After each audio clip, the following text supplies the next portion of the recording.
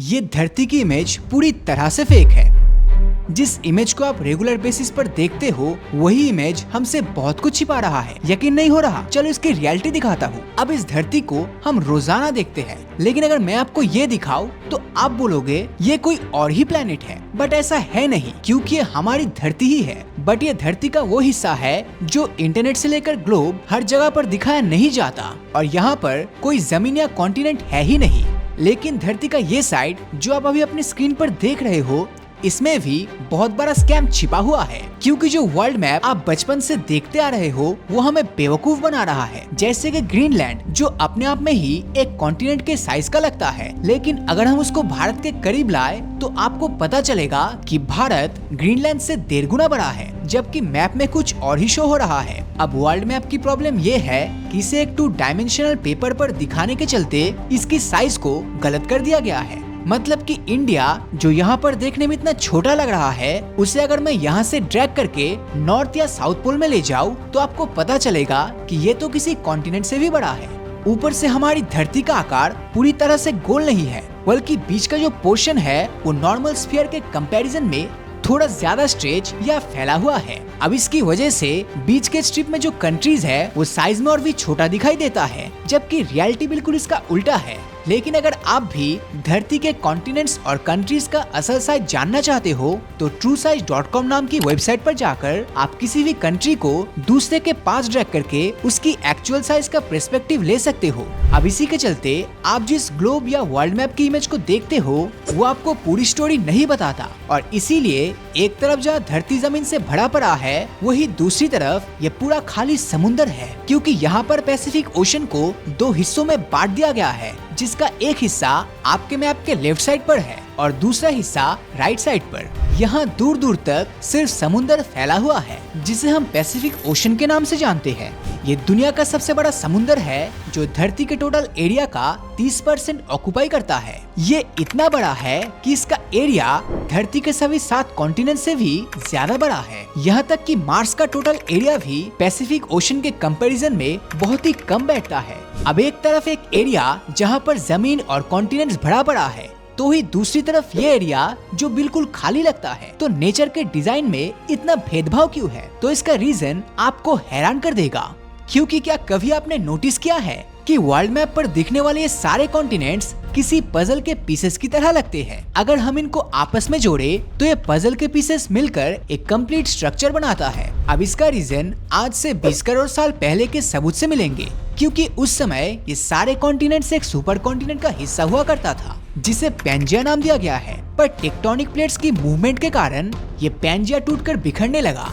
अब ऐसा पहली बार नहीं हुआ था, बल्कि हमारी धरती कॉन्टिनेंट्स के मेक और ब्रेक की प्रोसेस से 3 बार होकर गुजर चुका है, और ये प्रोसेस आगे भी कंटिन्यू होने वाला है। और इस मूवमेंट की प्रोसेस हमें एल्फ्रेड वेगनर की कॉन्टिनेंट ड्रिफ्ट थ्योरी में मिलता है, जिसमें कॉन्टिनेंट्स के ऐसे टूटने और ज्वाइन होने के प्रोसेस के पीछे धरती की टेक्टोनिक प्लेट्स को रिस्पॉन्सिबल कहा गया है। अब इस टेक्टोनिक प्लेट का ये मूवमेंट 2 तरीके से होता है, जिसमें पहले तरीके के अंदर 2 या 2 से ज्यादा टेक्टोनिक प्लेट्स एक दूसरे से दूर जाती है और इनके बीच एक नई ओशियनिक क्रस्ट का फॉर्मेशन होता है। अब इसे अगर सिंपल वर्ड्स में कहूँ तो इनके बीच एक नए ओशन का फॉर्मेशन होता है। अब आज से 20 करोड़ साल पहले भी कुछ ऐसा ही हुआ था, जब पैंजिया अलग होकर आज के पैसिफिक, अटलांटिक, इंडियन और आर्कटिक ओशन का जन्म हुआ। अब अगर दूसरा तरीका देखें तो ये टेक्टोनिक प्लेट्स दूर जाने की वजह पास आती है और आपस में टकराकर माउंटेन रेंज का फॉर्मेशन करती है। अब धरती की हिस्ट्री में टेक्टोनिक प्लेट्स की टक्कर काफी कॉमन इवेंट है, जिसका एक well known example Indian tectonic plates का यूरेशियन टेक्टोनिक प्लेट से टकराना है, जिसके कारण हिमालयन माउंटेन रेंज का फॉर्मेशन हुआ था।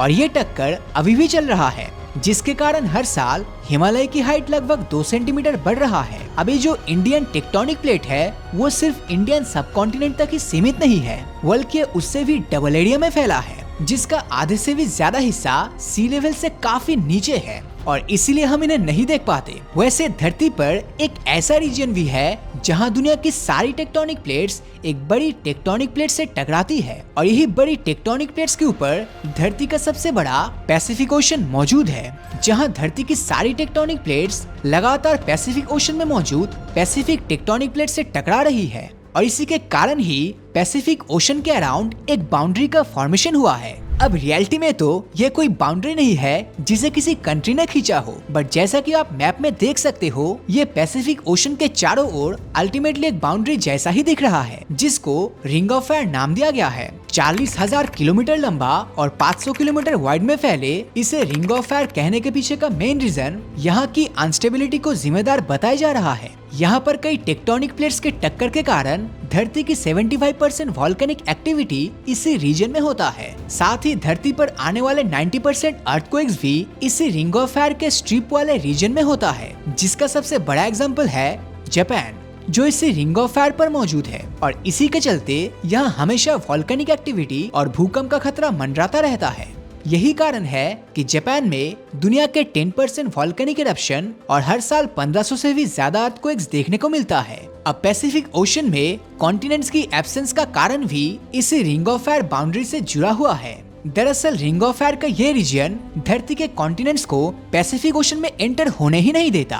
अब इसके पीछे का रीजन जानने के लिए आपको धरती में जो बाहर से दिख रहा है यानी कि समुंदर, उसको इग्नोर करते हुए टेक्टोनिक प्लेट्स के मैप पर नजर डालना होगा। अब पैसिफिक ओशन के जिस एरिया को हम खाली मानते हैं वो पूरा एरिया सिर्फ एक ही टेक्टोनिक प्लेट्स पर मौजूद है, यानी कि पैसिफिक टेक्टोनिक प्लेट। अब कंपैरिजन के लिए ये हमारे पूरे इंडियन सबकॉन्टिनेंट से 20 गुना बड़ी है और पूरे चांद के एरिया से भी 3 टाइम्स लार्ज है। अब क्योंकि ये पैसिफिक टेक्टोनिक प्लेट पूरी तरह से पानी में डूबा हुआ है, इसीलिए हम इसे देख नहीं पाते। लेकिन जब ये दूसरे छोटे टेक्टोनिक प्लेट से टकराती है, सिर्फ तभी जाकर हम इन्हें नोटिस कर पाते हैं। बट वो भी इसीलिए क्योंकि दोनों प्लेट से टकराने से वो प्लेट समुद्र को चीरते हुए ऊपर उठकर कई ऊंची माउंटेन रेंजेस बनाती है। अब इन माउंटेन रेंज में से कई माउंटेन से वॉल्केनोज भी निकलते हुए दिखाई देता है, जो रिंग ऑफ फायर का फॉर्मेशन करके हमें पैसिफिक टेक्टोनिक प्लेट्स के होने का सबूत देता है। North and south American, Eurasian,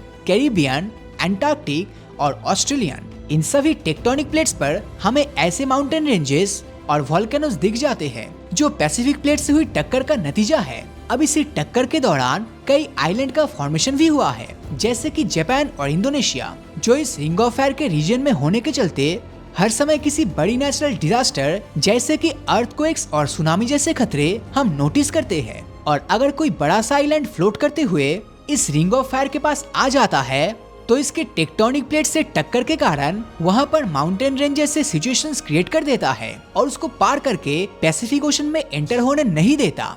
लेकिन इस पैसिफिक ओशन के मैप इल्यूजन के अलावा भी एक और चीज जो शायद आपने कभी सोचा ही नहीं होगा, अब वो ये है कि हम हमारी धरती को हमेशा ऐसे ही देखते हैं। अब यही सही डायरेक्शन है देखने का, ऐसा हम आज तक मानते आ रहे हैं। और ऐसा देखने पर हमें धरती में जमीन ज्यादा दिखाई देता है और पानी बहुत ही कम। लेकिन अगर हम इसे उल्टा करके देखें तो हमें अच्छे से रियलाइज होता है कि पानी जमीन के कंपैरिजन में काफी ज्यादा है, जो ग्लोब को उल्टा करने पर ही इसका रियलाइजेशन होता है। तो क्या इस ग्लोबल मैप के इल्यूजन से बचने के लिए हम इसका कोई अल्टरनेट सोल्यूशन क्या कभी निकाल पाएंगे या नहीं, इसके बारे में आपका कोई आइडिया हो तो वो कमेंट सेक्शन में जरूर बताना। और अगर ये वीडियो आपको अच्छा लगा हो तो इस वीडियो को लाइक और अपने दोस्तों के साथ शेयर करना मत भूलना। और अगर अभी तक आपने हमारे चैनल को सब्सक्राइब नहीं किया है तो सब्सक्राइब करके नोटिफिकेशन बेल को ऑन कर दीजिए, क्योंकि मैं ऐसी वीडियोस हर हफ्ते लाता रहता हूँ। तो मिलता हूँ आपसे अगले वीडियो में, और हमेशा की तरह थैंक्स फॉर वॉचिंग।